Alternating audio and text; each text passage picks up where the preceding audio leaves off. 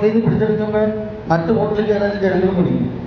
അപ്പം മാത്രമല്ല, നമ്മളിപ്പോൾ ഫ്രീസറിൽ ഫുഡ് വയ്ക്കുന്നത് നിയമാനുസൃതമാണ്. കാലം മാറി. ഇപ്പം എല്ലായിടത്തും നമ്മൾ വിദേശത്ത് തന്നെ ഫുഡൊക്കെ 3 മാസമൊക്കെ ഫ്രീസറിൽ നിന്നല്ല ഇവിടെ വരുന്നത്.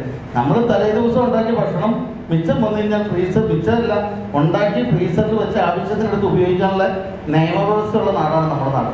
അവിടെ ആ ഫ്രീസറിൽ ഇരിക്കുന്ന ഭക്ഷണം എടുത്തുകൊണ്ട് പോയി ഇത് 2 ആഴ്ചത്തെ പഴക്കമുണ്ടെന്ന് പറഞ്ഞ് ഇവിടെ എഴുതി വെക്കും. ഇങ്ങനെ അവർക്ക് അറിയണേ അത് 2 ആഴ്ചത്തെ പഴക്കമുണ്ടെന്ന് അറിയണമെങ്കിൽ അത് പരിശോധനയ്ക്ക് അയക്കണം. അപ്പം അതിൻ്റെ ഉദ്ദേശശുദ്ധി നല്ലതല്ല.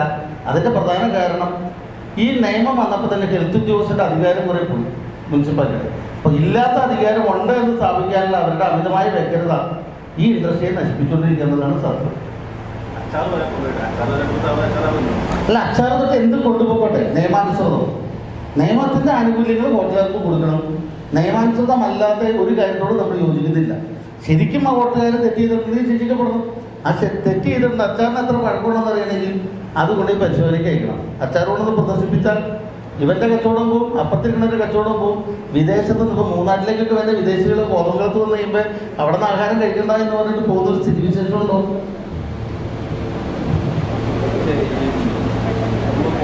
യൂറോപ്യൻ രാജ്യങ്ങളിൽ US ഗൾഫ് രാജ്യങ്ങൾ കാണുന്ന ക്വാളിറ്റി നമുക്ക് ഹൈജീൻ ശുചിത്വത്തിൻ്റെ അത് ഉറപ്പുവരുത്തുന്നതിന് ഹോട്ടൽ ആൻഡ് റെസ്റ്റോറൻറ്റ് കേരളം പോലെ ടൂറിസം സാധ്യതയുടെ പുറത്തുനിന്ന് അത് ഇവിടെ വരുന്നൊരു മാർക്കറ്റ് എന്നുള്ള രീതിയിൽ എത്രമാത്രം ആ കാര്യത്തിൽ മുന്നോട്ട് പോകുന്നുണ്ട്?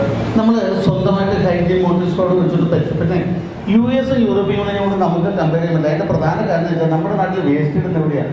എല്ലായിടത്തും കിടക്കുക. ഇതിൽ ഈച്ച പ്രാണിയൊക്കെ വരുന്നത് ഞങ്ങളുടെ കുഴപ്പം കൊണ്ടല്ല. ഇത് പറഞ്ഞു നടക്കുന്ന സാധനമാണ്. ഹോട്ടലിൻ്റെ അകത്തേക്ക് ഈച്ചകളോട് കയറുമ്പോൾ പറയുന്ന നമുക്ക് കഴിയുന്നത്ര നമ്മുടെ സ്ഥാപനം ഹൈജീനാക്കി വെക്കാനേ പറ്റുള്ളൂ.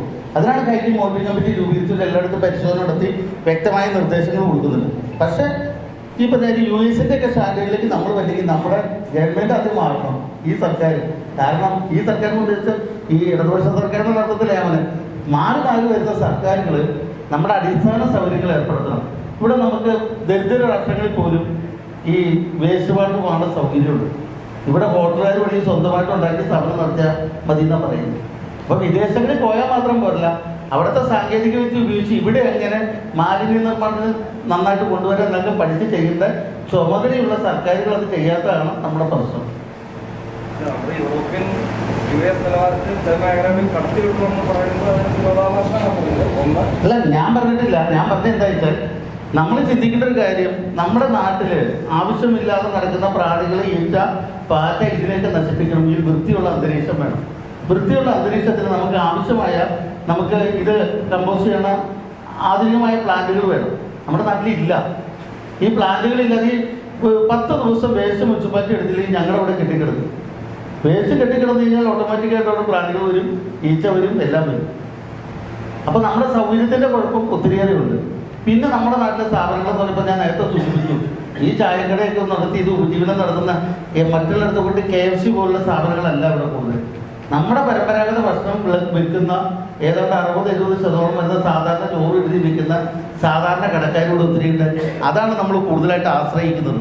അപ്പോൾ അവർക്ക് അവരുടേതായ പരിമിതിയുണ്ട്. പക്ഷെ ഞങ്ങളെ സംബന്ധിച്ചോളം ഞാൻ പറയേണ്ട ഹൈജീൻ മോണിറ്ററിംഗ് കമ്പനി രൂപീകരിച്ചുകൊണ്ട് കഴിയുന്നത്ര നിലവാരം വരുത്താൻ ശ്രമിക്കുന്നുണ്ട്.